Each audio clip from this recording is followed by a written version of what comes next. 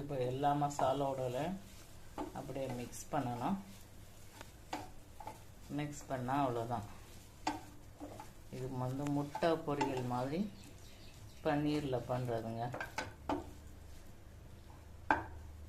Try பண்ணி பாருங்கள். இதுக்கு மேலே நீங்கள் பெப்பர் போட்டுக்கலாம், கொத்தமல்லி, கருவேப்பிலை அதெல்லாம் போட்டுக்கலாங்க.